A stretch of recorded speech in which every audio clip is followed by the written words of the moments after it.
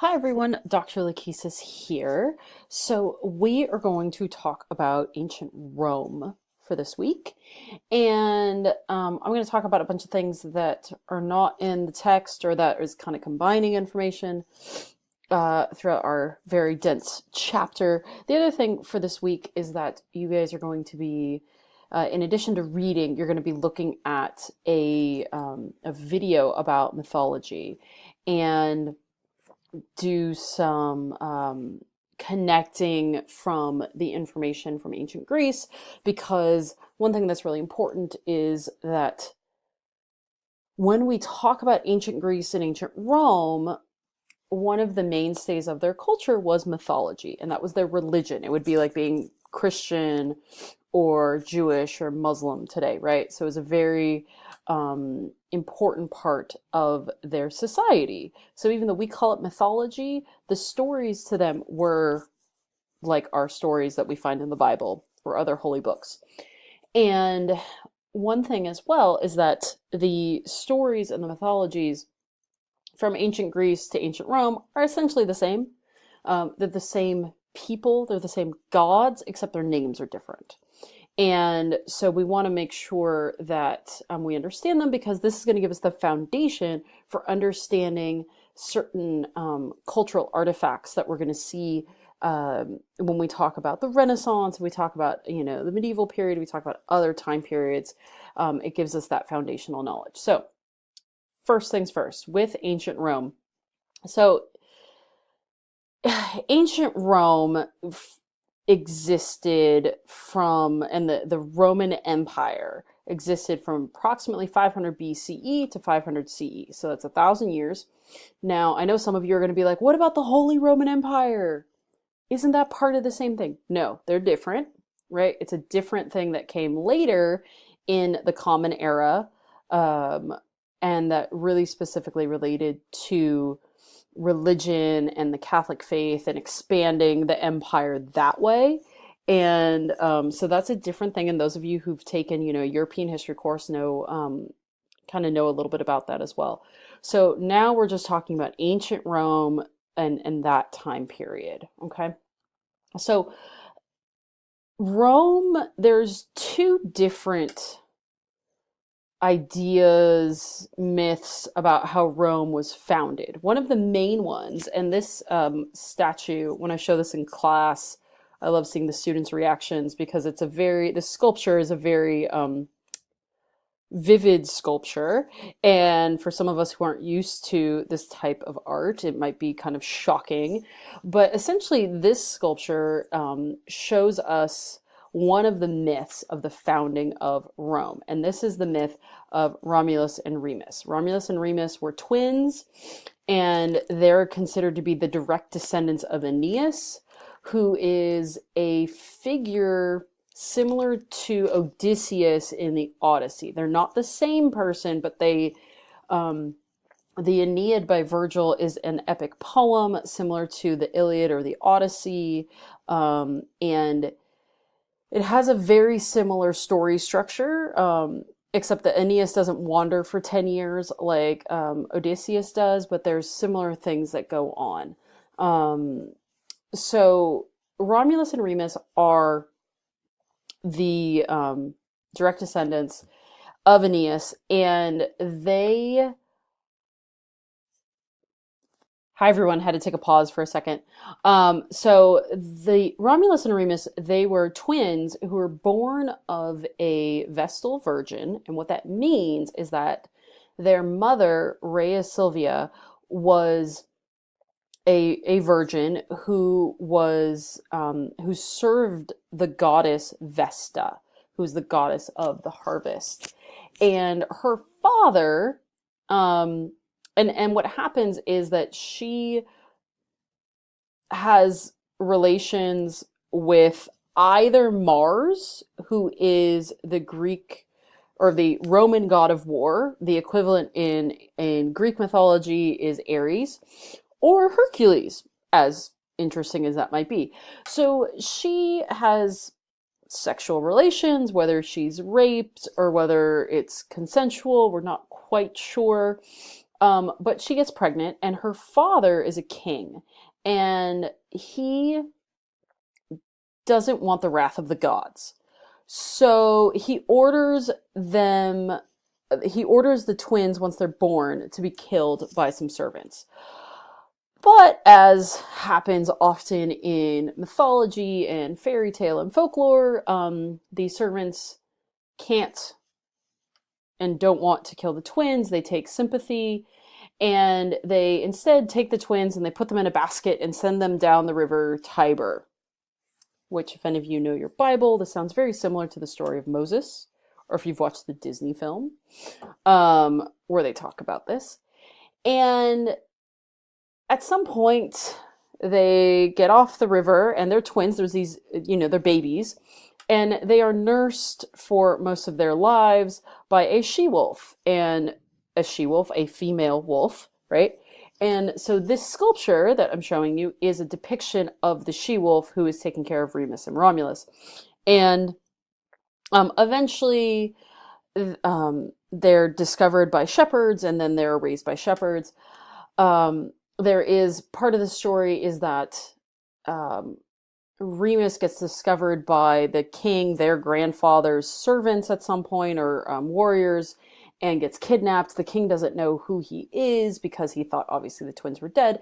And through rescuing his brother, Romulus ends up killing the king. As many kind of stories, right? You end up killing the king. And what happens is that they are then given, by the people, they're given the city and of their grandfather. So again, some of this stuff is a little confusing. And they instead decide they don't want that city. They want to build their own city. But as twin brothers, they fight over where the city should be. So Romulus, one wants it on the Palatine Hill, and one wants it on the Aventine Hill.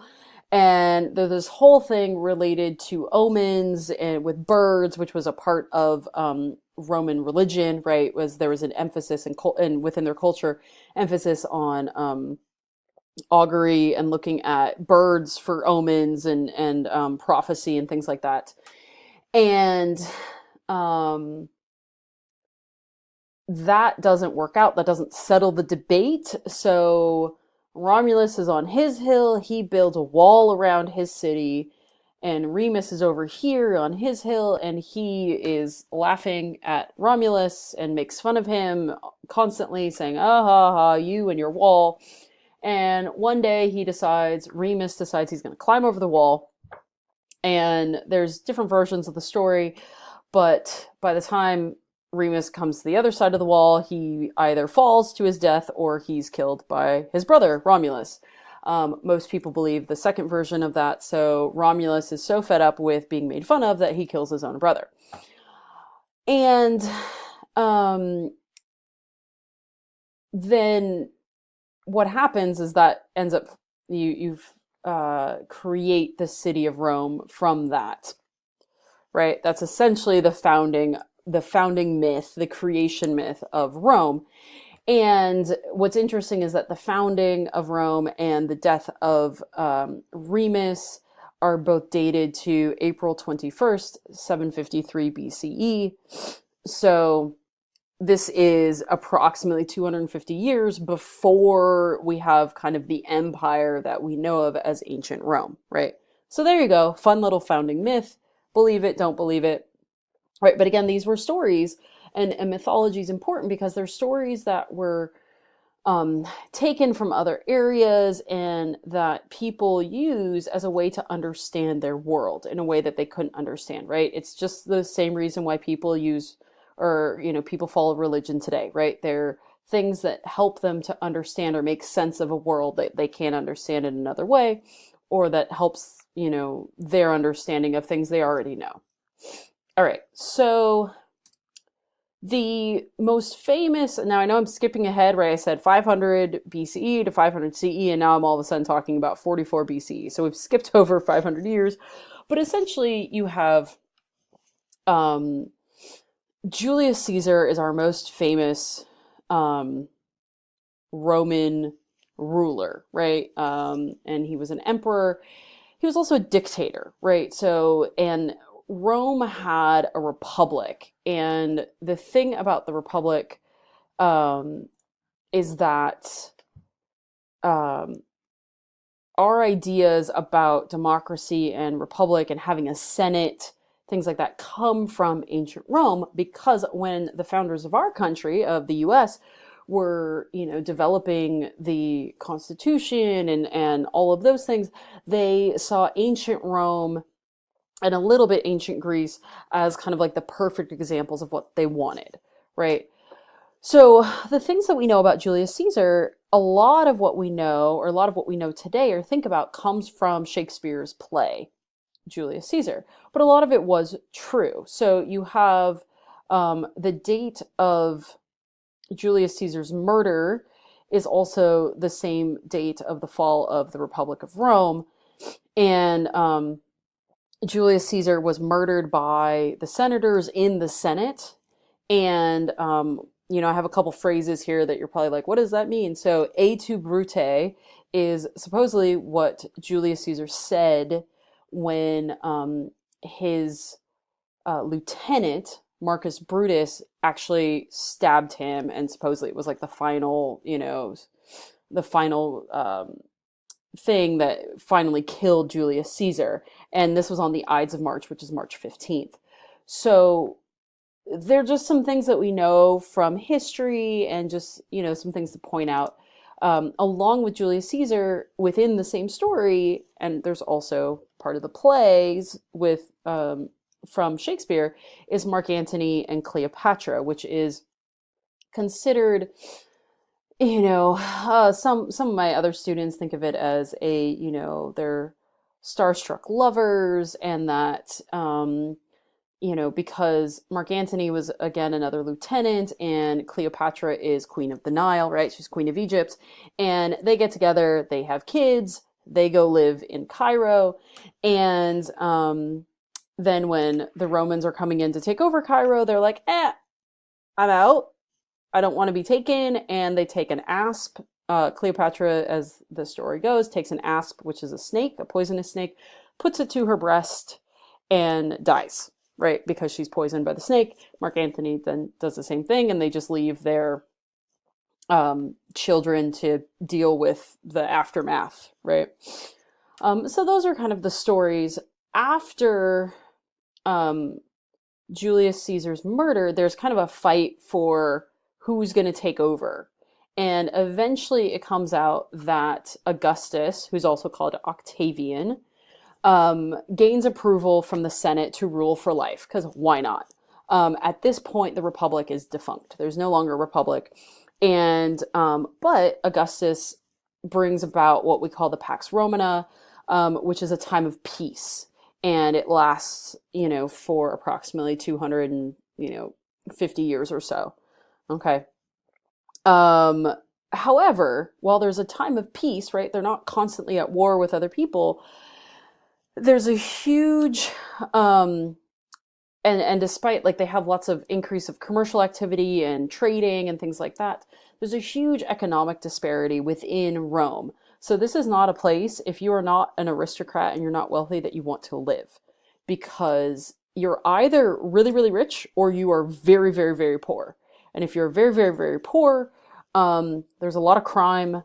There's a lot of disease. There's a lot of prostitution. There's all sorts of things that are not very good. Within this time period, you also have the establishment of Roman law. And I'm going to move my face for a second. I'm going to move me over on this side. Sorry about that. Which leads to today what we consider to be case law, right? So instead of looking at just setting one law and everybody abides by that law, or, one judgment, right? So everybody who's a thief, gets the same punishment. Now they're looking at it as a case by case basis. And the final thing, the fall of Rome is approximately 476 CE, give or take, right? So that's why we say 500 to 500.